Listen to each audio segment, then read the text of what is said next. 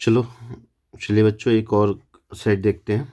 Set number 5 है, 2022 का ही, और इसका कोड है 824BN, है ना। कितने नंबर के क्वेश्चन आएंगे? 70 नंबर के। और हमारा सब्जेक्ट क्या है? विज्ञान, है ना। विज्ञान के 3 भाग होते हैं और आप जानते हैं। और हम लोग इसमें डिस्कस करते हैं केवल खंड ग को, है ना। खंड ग के जितने भी क्वेश्चन होंगे उन सभी क्वेश्चन को बाबू आप एक ही कॉपी में एक पास लिखिएगा। खंड क के एक पास लिखिएगा, ख का लिखिएगा एक पास, और ग का। चलिए तो इसमें देख लेते हैं कि इसमें कौन कौन से क्वेश्चन पूछे गए हैं। ठीक है। और जब आप लगातार क्वेश्चन करेंगे ना तो माइंड में ये पता चल जाएगा कि कौन सा क्वेश्चन ज़्यादा बार पूछा जाता है, किसकी पूछने की पॉसिबिलिटी ज़्यादा होती है। तो चलिए समय बर्बाद नहीं करते हैं, आते हैं। पहला क्वेश्चन है कि निम्न में से कौन ऊर्जा का सिक्का कहलाता है ना। एनर्जी कॉइन को किसको कहते हैं? यह मुद्रा के रूप में पाया जाता है। एडीपी पाया जाता है, एटीपी पाया जाता है, एएमपी पाया जाता है, या पायरुविक एसिड होता है।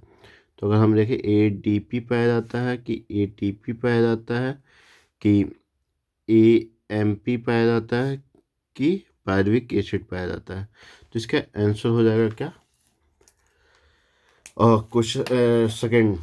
अब देखिए एटीपी, जो एटीपी होता है, एटीपी को बोलते हैं एडिनोसिन ट्राईफॉस्फेट। एडिनोसिन ट्राईफॉस्फेट, ठीक है। इसको एनर्जी क्वाइन भी कहा जाता है। एटीपी का पूरा नाम क्या है? एडिनोसिन ट्राईफॉस्फेट, ट्राईफॉस्फेट, है ना। अब देखो इसका फॉर्मेशन क्या होता है। तो एएमपी प्लस इनऑर्गेनिक फॉस्फेट मिलता है तो बनता है एडीपी, एडिनोसिन डाईफॉस्फेट। ठीक है। अब होगा क्या कि इसमें देखिए कि जो एएमपी है इसके बीच में बॉन्ड बन जाएगा, किससे? फॉस्फेट से। तो इसी बॉन्ड में ऊर्जा स्टोर होता है।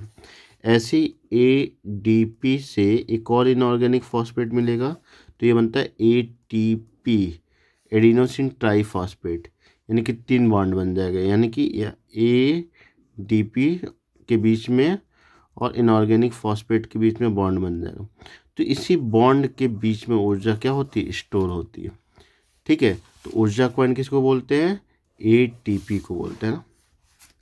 नेक्स्ट, निम्न में से कौन केवल जंतुओं में पाया जाता है? देखो बहुत अच्छा क्वेश्चन पूछा गया है कि निम्न में से कौन केवल जंतुओं में पाया जाता है। देखिए पहला है श्वसन। श्वसन प्लांट भी करते हैं, एनिमल भी करते हैं। हार्मोन्स प्लांट में भी बनता है, एनिमल में भी बनता है। वृद्धि पौधे में भी होती है और एनिमल में भी होता है। लेकिन जो तंत्रिका तंत्र होता है वह केवल और केवल जंतुओं में क्या होता है?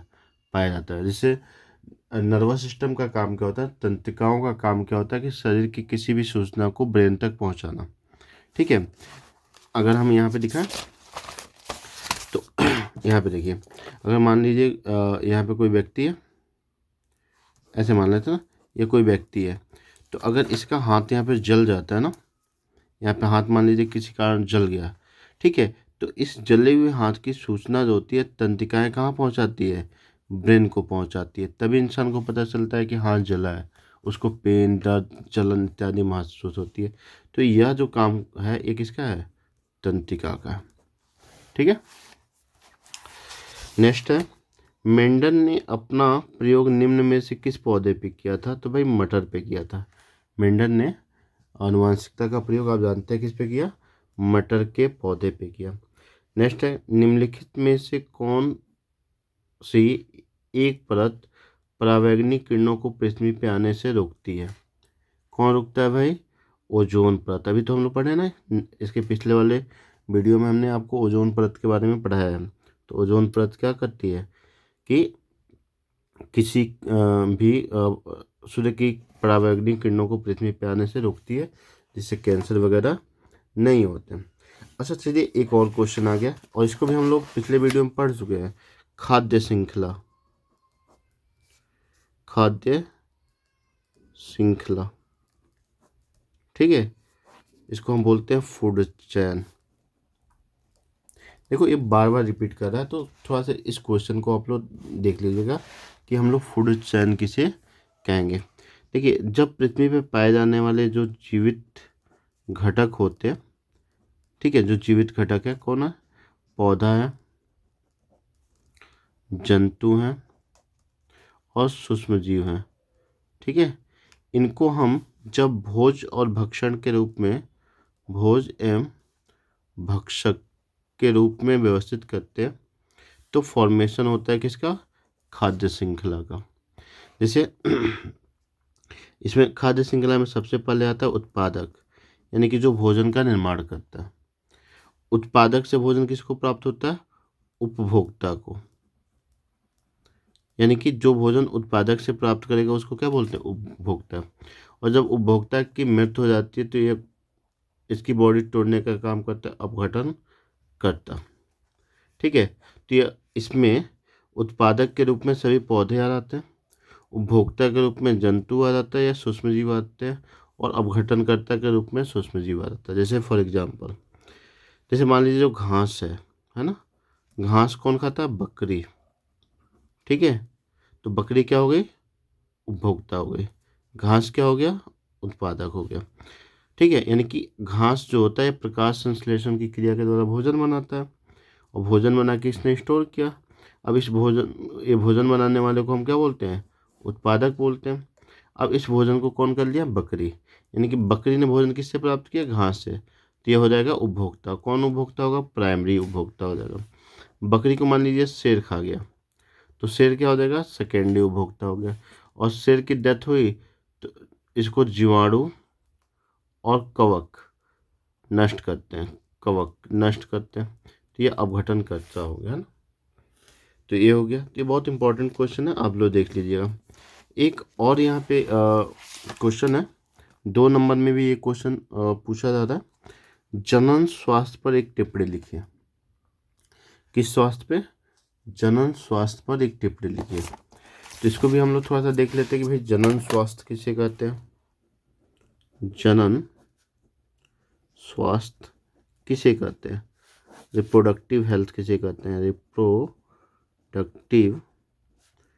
हेल्थ किसे कहते हैं। देखिए, अगर हम रिप्रोडक्टिव हेल्थ की बात करते हैं तो इसकी अगर हम बात करें तो मानव का जनन के सभी पहलुओं को ध्यान में रखते हुए इसका शारीरिक रूप से, मानसिक रूप से और सामाजिक रूप से अच्छा होना या स्वस्थ होना क्या कहलाता है, जनन स्वास्थ्य कहलाता है। तो किसी व्यक्ति का जनन के सभी पहलुओं को ध्यान में रखते हुए शारीरिक, मानसिक और सामाजिक रूप से अच्छा होना क्या कहलाता है, जनन स्वास्थ्य कहलाता है। जैसे मान लीजिए कि जनन की दृष्टि से शरीर में कोई कमी नहीं होनी चाहिए, जैसे ऑर्गन का विकास सही तरीके से होना चाहिए, ऑर्गन सही तरीके से कार्य करने चाहिए। मान लीजिए किसी कोई महिला है, उसके बचदानी में कोई प्रॉब्लम है, तो ऑर्गन खराब हुआ कि नहीं हुआ। मानसिक रूप से वो स्वस्थ हो, जन्म की दृष्टि से वो व्यक्ति मानसिक रूप से स्वस्थ होना चाहिए, सामाजिक रूप से स्वस्थ होना चाहिए। तो इसे हम क्या कहते हैं, जनन स्वास्थ्य कहते हैं ना। तो एक क्वेश्चन ये हो गया। एक और क्वेश्चन है, बहुत मजेदार है। लिखा है कि प्राक कोश का एक नामांकित चित्र बनाइए। ठीक है, और इसको भी हम लोग पुराने वीडियो में क्या हुए हैं, पढ़े हैं। चलिए एक बार देख लेते हैं। हमने आपको उस दिन पढ़ाया था, उस दिन मैंने आपको डिस्कस किया था इस चीज़ के बारे में। ओके, यहाँ देखिए कि जो एक फ्लावर होता है, फ्लावर में 4 भाग होते हैं। एक होता है वाह्य दलपुंज, एक होता है दलपुंज, दूसरा होता है पुमंग, और चौथा होता है जयाम। तो यह देखिए, यह क्या है, वाह्य दलपुंज है। ठीक है, यह क्या है, दलपुंज है।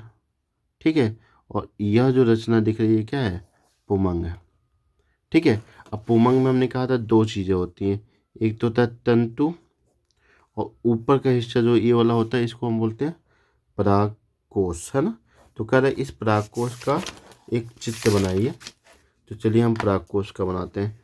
तो अगर हम देखें तो यहाँ पे पहले हम लोग देख लेते हैं, इसको हम बोलते हैं क्या, पुंकेसर। ठीक है, स्टेमन,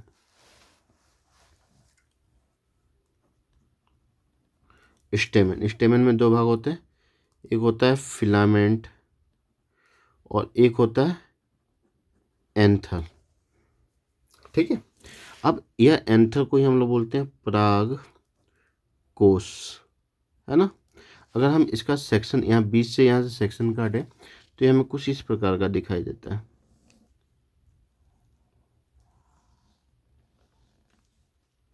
ठीक है, कुछ इस प्रकार का दिखाई देता है। ठीक है, और यहाँ पे देखें तो यहाँ पे यहाँ दो लोब होते हैं, तो प्रत्येक लोब में ऐसा चैम्बर पाया जाता है, जिसको हम बोलते हैं पराग कोश। ठीक है, पोलन सेक, पोलन सेक। ठीक है, अब इस पोलन सेक की संरचना बनानी है हमें, तो देखिए यह कुछ इस प्रकार बनेगा। सबसे बाहर की तरफ एपिडर्मिस होता है, एक क्लास 12th का आपने पूछ दिया तो बना दिया जाता है। सबसे बाहर की तरफ एक अस्तर मोटी क्या होती है, एपिडर्मिस होती है ना, एपिडर्मिस होती है। उसके बाद अंदर की तरफ एक लेयर पाई जाती है जिसको बोलते हैं एंडोथेसियम। ठीक है, अंदर भी एक लेयर ऐसे पाई जाती है, इसको हम बोलते हैं क्या, एंडोथेसियम। ठीक है, इसके बाद 3 से 4 लेयर ऐसे पाई जाती है, इसको हम बोलते हैं मिडिल लेयर। और मिडिल लेयर के बाद इसमें होता है एक इस तरह से, जिसको हम बोलते हैं टैपिटम।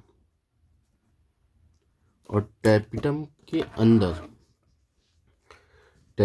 अंदर यहाँ पे पाया जाता है परागकण, पोलन ग्रेन। तो आपको यही वाला फिगर क्या करना है, ड्रॉ करना है। ठीक है।